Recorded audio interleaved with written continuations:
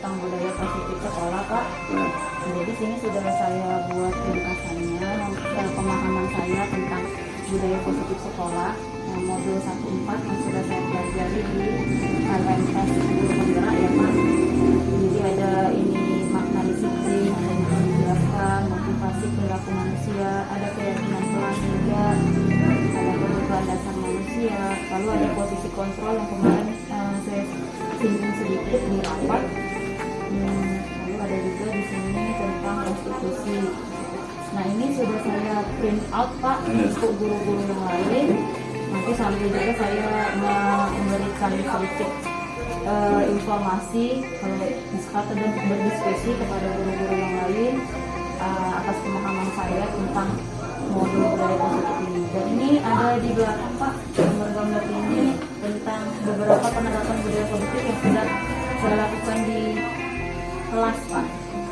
Ada juga yang sudah sampai ke sekolah, yaitu ini saya buat tes wall yang sudah saya beritahu juga sama Bapak. Saya berusaha gimana anak-anak itu bisa meningkatkan literasinya. Jadi selain dia meningkatkan literasinya, dia juga bisa membagikan hasil literasinya kepada yang lain. Jadi saya masih di ranah kelas 8 dulu, nanti ya saya juga bisa nanti menghimbau untuk kelas 9 atau kelas 7 misalnya, ini memberikan juga tentang pengetahuan IPA-nya, jadi bisa nanti ditempelkan di side wall yang sudah saya pajang di mading sekolah, Pak. Ini sudah saya pasang di mading sekolah.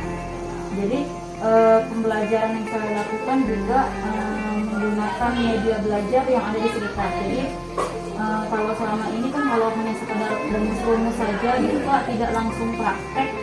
Jadi anak-anak tuh cuman sekedar tahu gitu saja, tidak langsung, nggak bermakna gitu, Pak. Jadi kemarin waktu mempelajari tentang tekanan itu saya suruh mereka membawa benda yang di dalam diri anaknya, artinya adalah motivasi intrinsik gitu. Karena dengan meningkatkan motivasi intrinsik dari anak, perubahan yang terjadi itu adalah perubahan yang dalam waktu jangka panjang seperti itu.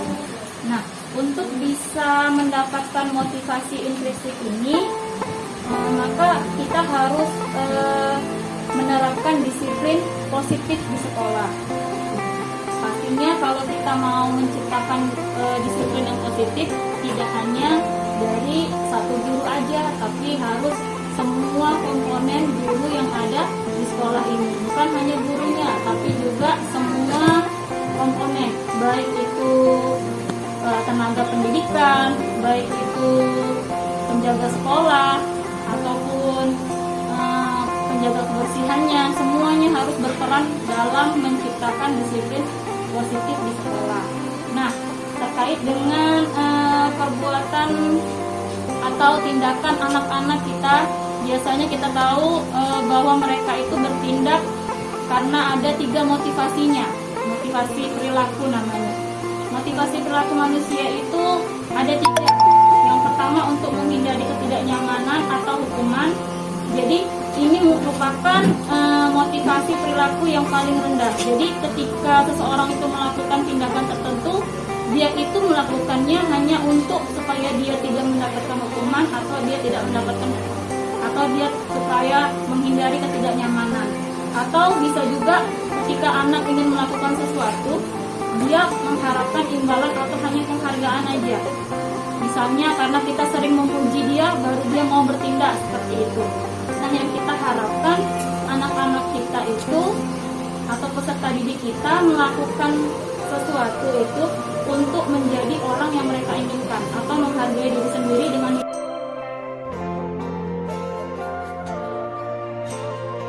Jadi menurut Ibu, jadi katanya sebagian siswanya tidak termotivasi dalam dirinya sendiri untuk pergi ke sekolah, seperti itu ya, Bu? Iya. Terus di sekolahnya memberikan imbalan atau penghargaan gitu kepada murid yang datang atau yang rajin ke sekolah? Gini, maksud dari pertanyaan saya tadi, kan tidak semua di dalam kelas ya, bukan di lingkungan sekolah umum. tapi di dalam kelas, khusus dalam kelas. Misalnya ada seorang siswa yang bisa dibilang akademiknya tuh tinggi dibanding teman-teman yang lain. Terus dia datang ke sekolah, terus yang dapat hadiah itu yang sering tampil, yang sering kayak dibilang pintar lah dalam kelas, begitu. Sedangkan teman-teman yang lainnya tidak. Terus teman-teman yang lain menganggap misalnya ini kayak dibilang apa ya, ini yang tidak dapat hadiah bilang ngapain sih pergi sekolah gitu, karena kan saya kan nggak pintar-pintar amat, nggak dapat hadiah gitu. Iya benar. Yang dapat hadiah kan cuman dia terus, mereka terus yang pintar-pintar. Benar. Iya. Ya, bagaimana menanggap ya? Ya, saya sudah paham, Bu. Jadi saya buka dulu slide-nya yang tadi ya, Bu. Jadi di sini sebenarnya bukan motivasi internal, judulnya adalah motivasi perilaku. Artinya setiap seseorang itu melakukan perbuatan atau tindakan pasti dia memiliki tujuan atau maksudnya. Nah, ada 3 maksud atau tujuan atau motivasi ketika seseorang itu melakukan tindakan. Nah, yang kedua pertanyaannya tadi tentang ketika seseorang melakukan perbuatan itu karena imbalan atau penghargaan dari orang lain. Jadi memang selama ini tanpa kita sadari, ketika kita sebagai seorang guru, kita ingin mengapresiasi seorang murid yang dia memiliki keterampilan, memiliki kepintaran intelektual, dengan memberinya imbalan, memberinya penghargaan dengan maksud supaya murid-murid lain itu termotivasi meniru seperti itu. Tapi sebenarnya kita itu sedang melakukan diskriminasi kepada siswa-siswa yang lain. Makanya sebenarnya bentuk pemberian imbalan atau penghargaan itu sebenarnya sudah tidak bisa kita gunakan lagi di pendidikan sekarang seperti itu, karena itu sudah tidak valid lagi seperti itu, Bu.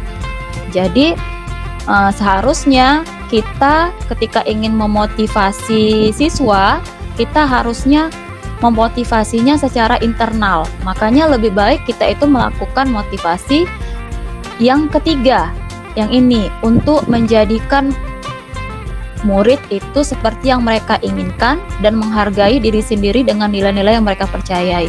Jadi kita menanamkan diri kepada murid itu bukan dengan motivasinya itu bukan dengan hadiah atau dengan nilai yang bagus, misalnya kita iming-imingi dengan nilai yang bagus seperti itu. Tapi bagaimana kita menanamkan motivasinya itu dengan nilai-nilai yang akan mereka dapatkan. Misalnya ketika mereka kenapa mereka harus ke sekolah? Kita tanamkan bahwa sekolah itu untuk masa depan mereka, seperti itu. Bukan untuk mengharapkan mereka dapat penghargaan, dapat hadiah, atau dapat uang jajan, misalnya seperti itu. Jadi sebenarnya ya kita harus menanamkan nilai-nilai dulu, nilai-nilai kebajikan, nilai-nilai universal seperti itu, Bu. Jadi sebenarnya mungkin sering itu kita tanpa kita sadari kita memberikan hadiah, kita memberikan kayak cuma nilai, iming-iming nilai, memberikan pujian pun sebenarnya juga ketika kita memuji murid itu di depan murid-murid yang lain, sebenarnya itu juga termasuk kadang-kadang menjadi bumerang ya kan untuk murid-murid yang lain. Bisa jadi murid-murid yang lain juga merasa mereka rendah diri, merasa mereka tidak dihargai seperti itu. Gimana Ibu? Ibu Laila? Ya. Jadi begitu ya Bu. Jadi bisa jadi saya tangkap. Jadi yang tiga tadi tuh bukan motivasi internal ya Bu, cuman motivasi perilaku. Oh, oke. Berarti saya salah tangkap tadi karena karena di sini juga lagi ada kesibukan sedikit, jadi Iya. mohon maaf sebelumnya. Ya tidak apa-apa Bu, karena juga tadi kan kesalahan teknis dari saya. Seperti itu Bu. Sudah dipahami ya Bu? Iya, bisa dipahami. Yang saya tangkap tadi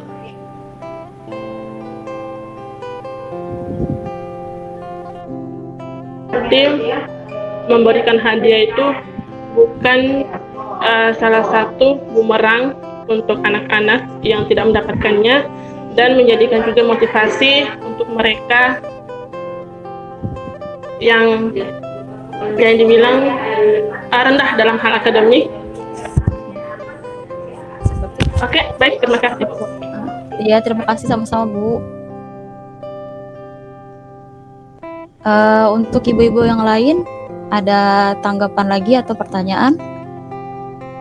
Atau sudah kita cukupkan, mungkin sudah paham semuanya ya? Oh, ada sedikit tanggapan Bu Oh iya boleh Bu, silakan. mengenai pernyataan Ibu tadi. Kayaknya kayak agak-agak kurang masuk gitu ya. Ya. Karena Ibu tadi mengatakan kalau pujian ataupun imbalan lah kita bilang, terutama kalau di dalam kelas kan biasa kita sering memberikan pujian, itu kok Ibu menyatakan itu kurang valid. Tapi di kenyataannya pujian itu adalah reward yang harus memang kita berikan kepada peserta didik yang memang benar-benar pantas untuk mendapatkannya. Jadi supaya tidak terjadi diskriminasi, rasa saya kan kita sekarang ini udah dicanangkan untuk siswa itu belajar berkelompok. Jadi kita bisa menggabungkan antara siswa yang pintar, yang menengah, sama yang kita anggaplah kurang bisa. Jadi bisa jadi dengan cara kita menggabungkan mereka dalam satu kelompok dengan mengerjakan bersama-sama, itu bisa menjadi reward bagi mereka bersama. Ataupun bisa kita juga sering melakukan menyuruh atau kepada istilahnya penyuruhan siswanya itu merata. Jadi nggak hanya yang pintar kita suruh maju, kita kasih reward, enggak.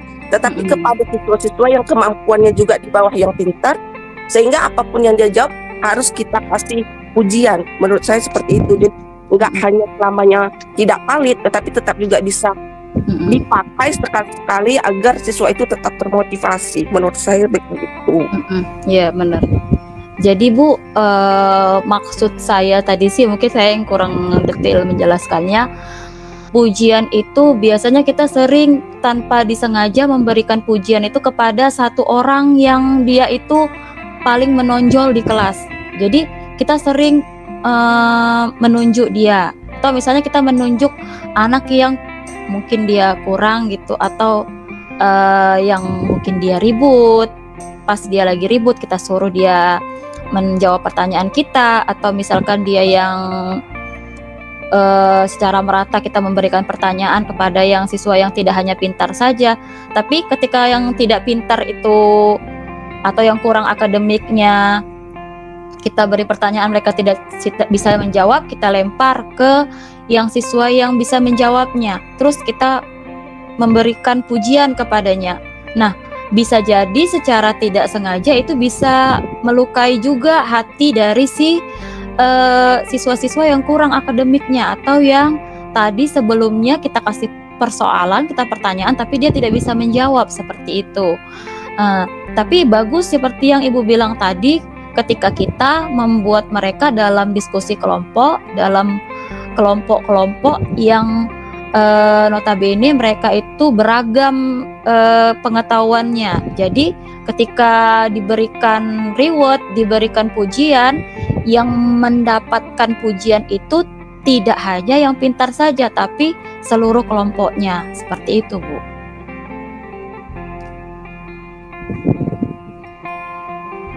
Gimana Ibu Yana?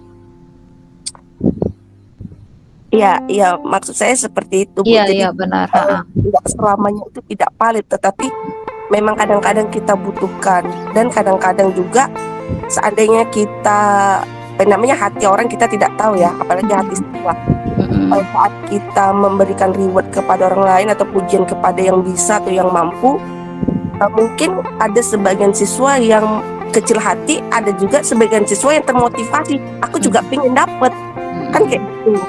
Jadi seperti saya bilang tadi, yang nggak selamanya itu tidak diperlukan gitu, tetapi kadang-kadang kita perlukan juga untuk memotivasi siswa. Sedikit ya Ibu ya, saya tambahi sedikit, kalau